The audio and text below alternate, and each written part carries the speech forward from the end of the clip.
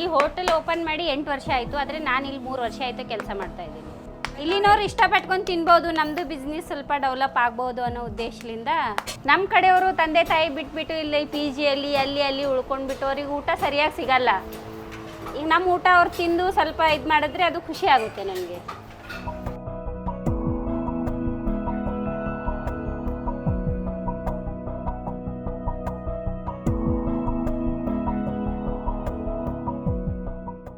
ಸುಮಾರು ಒಂದು 20-25 ವರ್ಷದಿಂದನೂ ಖಾನಾವಳಿಗಳ ಭಾಳ ನಮ್ಮ ಉತ್ತರ ಕರ್ನಾಟಕನಾಗ ಅಲ್ಲೇ ಡ್ರೈ ಏರಿಯಾ, ಮಳೆಗದು ಆಗಿರಂಗಿಲ್ಲ. ಸೊ ಒಬ್ಬೊಬ್ಬರು ಕೆಲಸ ಅಂತ ಮಾಡ್ಕೊಂಡು ಬಂದಿರ್ತಾರೆ ಇಲ್ಲಿ ಬೆಂಗಳೂರಿಗೆ.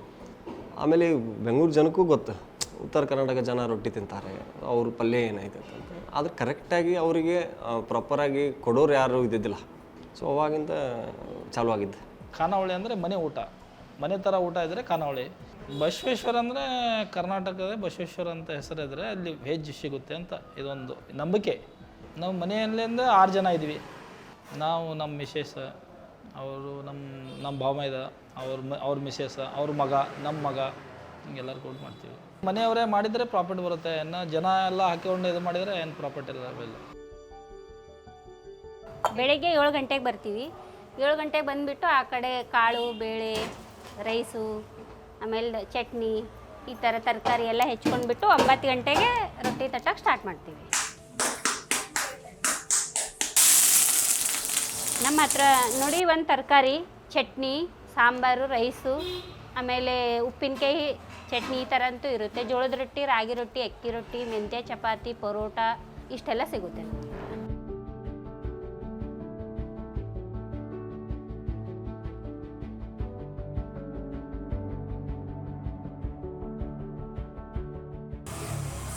ಒಂದು ದಿವಸ ಮಾಡಲಿಲ್ಲ ಅಂದರೆ ಟೊಮೆಟೊ ಚಟ್ನಿ ಮತ್ತು ಮರುದಿವ್ಸ ಕೇಳಿಬಿಡ್ತಾರೆ ಯಾಕೆ ಮಾಡಿಲ್ಲ ಅಂತೇಳಿ. ಬೇರೆ ಐಟಮ್ ಮಾಡಿದರೆ ಇದು ಮಾಡೋಂಗಿಲ್ಲ. ಟೊಮೆಟೊ ಚಟ್ನಿ ಅಂದರೆ ದಿನ ಮಾಡಿದ್ರೂ ಯಾರೂ ಇದು ಮಾಡೋಂಗಿಲ್ಲ. ಊರಿಂದ ಬಿಸ್ನೆಸ್ ಮಾಡಬೇಕು ಅಂತ ಊರಿಂದ ಬಂದಿರೋದು. ಕಿಚನ್ ಡಿಪಾರ್ಟ್ಮೆಂಟ್ ಎಲ್ಲ ನಂದೇ. ಕಾಳು ಪಲ್ಯ, ಹೋಳು ಪಲ್ಯ, ಸಾಂಬಾರು, ರೈಸು, ಚಟ್ನಿ, ಗಿಟ್ನಿ ಅದೆಲ್ಲ ನಾನೇ ಮೇಂಟೈನ್ ಮಾಡ್ತೀನಿ. ಇದು ಅಡುಗೆ ಆದಮೇಲೆ ಇವಾಗ ಪಕೋಡ ಸ್ಟಾರ್ಟ್ ಮಾಡ್ತೀನಿ. ಜಾಸ್ತಿ ಜನ ಬರೋದು ನಮ್ಮ ಸೈಡ್ ಜನನೇ. ಇವಾಗ ಗುಲ್ಬರ್ಗ, ಬಿಜಾಪುರ, ಧಾರವಾಡ ಆ ಜನ ಜಾಸ್ತಿ ಬರ್ತಾರೆ. ಇವಾಗ ಇಲ್ಲಿ ಪಕ್ಕದಲ್ಲಿ ಒಂದು ಕಾಲೇಜ್ ಇದೆ, ಅಲ್ಲಿಂದನೂ ಜನ ಬರ್ತಾರೆ. ಆಕ್ಸಿಸ್ ಆ್ಯಂಡ್ ಕಂಪ್ನಿಯಿಂದ ಬರ್ತಾರೆ. ನೈಟ್ ಹೊತ್ತು ಡ್ರೈವರ್ಸ್ಗಳು ಬರ್ತಾರೆ. ಜೋಳದ ರೊಟ್ಟಿ ತಿಂದ್ಕೊಂಡೇ ಬೆಳೆದಿರೋದು ನಾವು.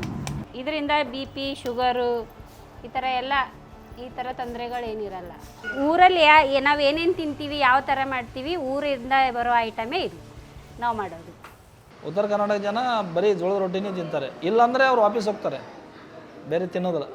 ಜೋಳದ ರೊಟ್ಟಿ ಡೈಲಿ ಕೊಟ್ಟರೆ ಡೈಲಿ ಅವರೇ ತಿಂತಾರೆ. ಅದಕ್ಕೆ ಬಿಟ್ಟರೆ ಬೇರೆ ತಿನ್ನೋದೇ ಇಲ್ಲ. ಒಬ್ಬೊಬ್ಬರು ಎಲ್ಲ ಉತ್ತರ ಕರ್ನಾಟಕದವ್ರು ಬರ್ತಾರೆ. MP, UP, ಬಿಹಾರಿ ಅವರು ಎಲ್ಲ ಕಡೆದವರು ಲೈಕ್ ಮಾಡ್ತಾರೆ. ಜಾಸ್ತಿ ಜನ ಬರೋದು ಉತ್ತರ ಕರ್ನಾಟಕ. ಅಟ್ಲೀಸ್ಟ್ ವಾರದಲ್ಲಿ 1 ಸಲ 2 ಸಲನಾದರೂ ಬಂದೇ ಬರ್ತೀನಿ.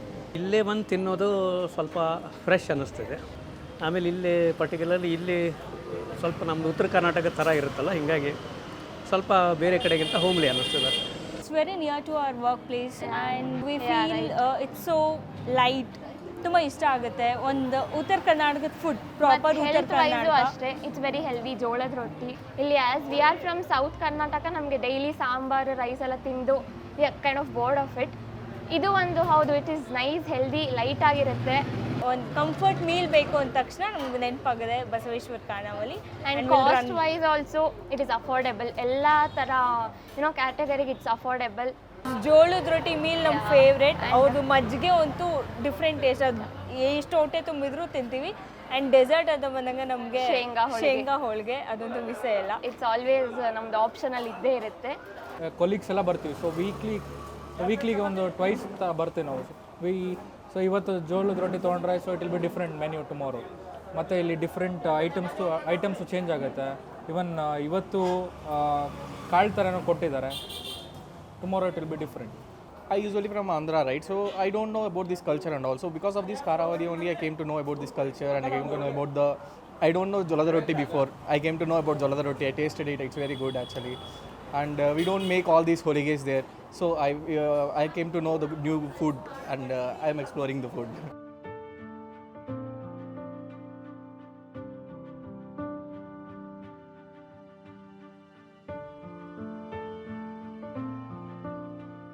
ಕೊರೋನಾಕ್ಕಿಂತ ಮೊದಲೇ ಏನು ಬಿಸ್ನೆಸ್ ಇತ್ತು, ಆ ಬಿಸ್ನೆಸ್ಸಿಗೆ ಬೆಂಗಳೂರಲ್ಲಿ ಯಾವುದೇ ಹೋಟೆಲಲ್ಲಿಲ್ಲ. ಯಾಕಂದರೆ ಜನ ಒಂದು ಸ್ವಲ್ಪ ಕಡಿಮೆ, ಯಾಕಂದ್ರೆ ವರ್ಕ್ ಫ್ರಮ್ ಹೋಮ್ IT ಕಂಪ್ನಿದವರು ಹಿಂಗೆ ಸಲುವಾಗಿ ಬಿಸ್ನೆಸ್ ಒಂದು ಸ್ವಲ್ಪ ಇದು ಇದೆ. ರೊಟ್ಟಿ ಬಡಿಯೋದು ಅದೊಂದು ಸ್ಕಿಲ್. ಸೊ ಯಾರಾದರೂ ಅದನ್ನು ಸ್ಕಿಲ್ ಮುಖಾಂತರನೇ ಕಲಿಬೇಕು ಹೊರತು ಅದನ್ನು ಏನಾರು ಮಾಡಿ ನಾಳಿಂದ ನಾನು ರೊಟ್ಟಿ ಬಿಡಕ್ಕೆ ಚಾಲೂ ಮಾಡ್ತೀನಿ, ನನಗೆ ನೌಕರಿ ಕೊಡ್ರಿ ಅಂತಂದ್ರೆ ಬರೋಕ್ಕೆ ಬರೋಂಗಿಲ್ಲ. ಸೊ ಅದಕ್ಕೆ ನಿಮ್ಗೆ ಅದಕ್ಕೆ ಸ್ಕಿಲ್ ಬೇಕು, ಅದಕ್ಕೆ ರೂಢ ಇರಬೇಕು. ಆಮೇಲೆ ಅಲ್ಲಿ ಮೇನ್ ರೊಟ್ಟಿ ಬಡಿಯೋರು ಅಂದ್ರೆ ಹೆಣ್ಮಕ್ಳು. ಹೆಣ್ಮಕ್ಳು ಅವ್ರ ಮನೆಯಿಂದನೇ ಕಳಿಸಿರ್ತಾರೆ ರೀ ಉತ್ತರ ಕರ್ನಾಟಕನಾಗ. ನೀವು ಹೆಂಗೆ ರೊಟ್ಟಿ ಬಡಿಬೇಕಂತ ಸಣ್ಣ ಏಜಿಂದನೇ ಕಳಿಸಿರ್ತಾರೆ. ಸೊ ಅವ್ರದ್ದು ಒಂದು ರೂಢ. ರೊಟ್ಟಿ ಬಡಿಯೋರು ನಮ್ಮ ಕಡೆ ಚಾಲೆಂಜಸ್ ಆಗ್ತಾರೆ ರೀ. ನಮ್ಮ ಕಡೆ ಎಲ್ಲ ಜರ ಸ್ವೀಟಾಗಿರುತ್ತೆ ತರಕಾರಿ, ಇಲ್ಲ ಸ್ವಲ್ಪ ಸಪ್ಪೆ ಸಪ್ಪೆ ಇರುತ್ತೆ ಇಲ್ಲ ಸ್ವಲ್ಪ. ಬರ್ತಾ ಎವ್ರಿ ಡೇ ನಾವು ಪೆಸ್ಟಿಸೈಡ್ ಹಾಕಿದ್ದು, ಆಮೇಲೆ ಅಡಲ್ಟ್ರೇಟ್ ಮಾಡಿದ್ದು ಸಿಗ್ತಾವೆ. ಎಷ್ಟು ಕಂಟ್ರೋಲ್ ಮಾಡಿದ್ರು ಅವ್ರು ಪೆಸ್ಟಿಸೈಡ್ ಹಾಕ್ತಾರೆ ಮೇಡಮ್. ಆಮೇಲೆ ನಾವು ಏನೇನು ಮಡಿಕೆ ಕಾಳು ಆಗಲಿ, ಆಮೇಲೆ ನಮ್ಮ ಕ್ಯಾಪ್ಸಿಕಮ್ ಆಗಲಿ, ಕ್ಯಾಪ್ಸಿಕಮ್ ಅಂತ ಏನು ನಾವು ಜವಾರಿ ಕ್ಯಾಪ್ಸಿಕಮ್ ಅಂತ ಇರ್ತೈತಲ್ಲ, ಈಗ ಅದು ಸಿಗ್ತಾ ಇಲ್ಲ ಮೇಡಮ್. ಒಂದು 10-15-20 ವರ್ಷ ಹಿಂದೆ ಕಡೆ ಮೇಡಮ್ ಕ್ಯಾಪ್ಸಿಕಮ್ ವೈಟ್ ಕಲರ್ ಬರ್ತಿತ್ತು. ಯಾರೂ ನೋಡಿಲ್ಲ, ನಾನು ನೋಡಿಲ್ಲ ಅದನ್ನು. ನಮ್ಮ ಫಾದರ್ ನಮ್ಮ ಕಾಕಾದು ಎಲ್ಲ ಹೇಳ್ತಿದ್ರು ವೈಟ್ ಕಲರ್ ಕ್ಯಾಪ್ಸಿಕಮ್ ಬರ್ತಿತ್ತಂತ. ಇಂಥ ಸ್ಪೈಸಿ, ಸೈಜ್ ಕಮ್ಮಿ, ವೈಟ್ ಕಲರ್, ಅದ್ರದ್ದೇ ಒಂದು ಟೇಸ್ಟ್ ಬೇರೆ. ಎಸ್ಟಿಂಗ್ವಿಷ್ ಆಗಿಬಿಟ್ಟಿತ್ತು ಮೇಡಮ್. ಅದನ್ನು ಏನು ಮಾಡಿದ್ರೂ ವಾಪಸ್ ತರೋಕ್ಕಾಗಲ್ಲ. ತರಕಾರಿ ಜಾಸ್ತಿ ರೇಟು, ಎಲ್ಲ ಕಾಳುಗಳು ಜಾಸ್ತಿ ರೇಟು, ಎಲ್ಲ ಬಾಡಿಗೆ ಜಾಸ್ತಿ ರೇಟು. ಬಟ್ ಊಟದ ರೇಟ್ ಕಡಿಮೆ. ಮೊದಲಿತ್ತು 50 ರೂಪಾಯಿಂದ ಮಾಡ್ತೀವಿ. 50 ರೂಪಾಯಿ ಊಟದಲ್ಲಿ ಅಲ್ಲಿ ಹಳೆಯಾಗ ಪ್ರಾಫಿಟ್ ಇತ್ತು. ಬಟ್ ಈಗ 100 ರೂಪಾಯಿ ಊಟ ಇದ್ರೂ ಪ್ರಾಫಿಟ್ ಅದಕ್ಕಿಂತ ಕಡಿಮೆನೇ.